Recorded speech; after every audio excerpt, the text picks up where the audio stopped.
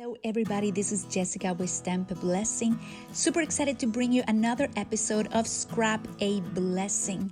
And today I am going to be sharing with you a layout that I decided to try my stitching, or sewing I should say, with my very old sewing machine. And I am following my scrapbook process that you can find in my blog, stampablessing.com. I love creating sketches, and that's what I did this time, one for you. And here I'm showing you how I'm going to use it.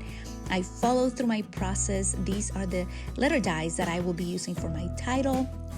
And my main colors are coming from the In Good Taste Suite by Stampin'Up, so you will see that. I also use my Mac to type my journaling, and you'll see how fun that will be. I will be cutting those in strips, but this right here is what I am in love with right now, this suite, and you see me doing cards and different projects with them on my channel because I'm really excited with this suite that came out now in June 2020. You will see that in this layout. I am going to do something totally different, and is sewing on my background. I have not done that in years, so I took out my sewing machine and let's just start, okay? I hope you will enjoy the process and are inspired to create your own. I am using Stampin'Up product. I love Stampin'Up. I'm a demonstrator for the company, and I enjoy making scrapbooking, so decided this year to try my hands at scrapbooking with the products that I have. I inspire you and encourage you to use whatever you have. But you see here, I'm just trimming my 12 by 12 layout, taking all the sides and leaving a wonderful background in the front. So excited to be using this picture, one that my mother-in-law sent me a long time ago when I married my husband, of my husband when he was a little boy. And I want to make sure that these pictures last for many years, so I am matting them on some of my acid-free archival cardstock from Stampin'Up in Whisper White, Gray Granite, and I ended up with Early Espresso right there. This is a 5 by 7 photo, and I think it's the youngest photo I have of my husband. Oh, and the most important part of this video is really short and really easy, but I just decided to use some white thread, top and bottom of my bobbin right there, and I decided to go around each of the rectangles. As you see, I just back stitch 2 or 3 stitches, and then I go ahead and go on a straight stitch with a 5-inch length, not 5 inches, like 5. It's not inches. It's just a few centimeters. That's the number in my machine, is a 5, making it a little bit longer. I see that I leave my needle down and lift my foot before I pivot.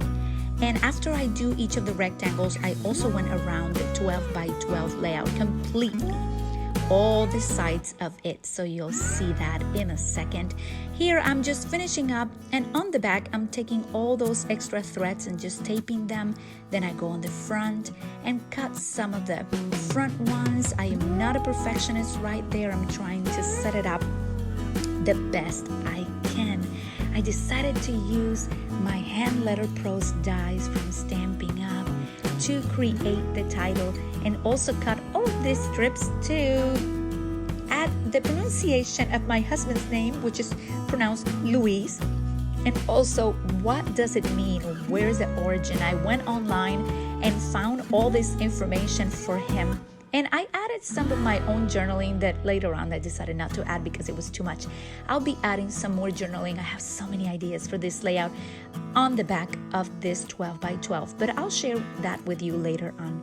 I found on my process that I really want to add some more twine, and I'm just adding some subtle touches to this because the paper already adds so much texture, and the sewing or stitching on it, but decided that I wanted to add a little bit of a manly touch without necessarily making it too babyish. So you see that I'm not using baby nothing really in this layout. Everything is very texture, and I'm using the side of my Forever Green or Forever Gold die cut, laser die cut from Stampin'Up. Is beautiful.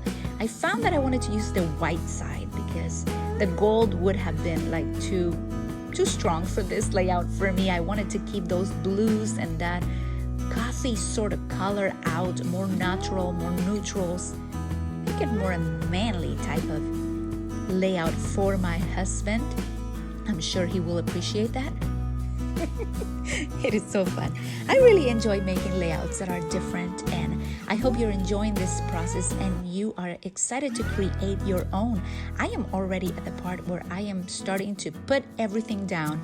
I'm not totally sure what I was going to do with that twine, but I knew I wanted to use it and decided to make a bow. And oh my goodness, I love using ribbons and twines on my layouts and on my cards and all my projects.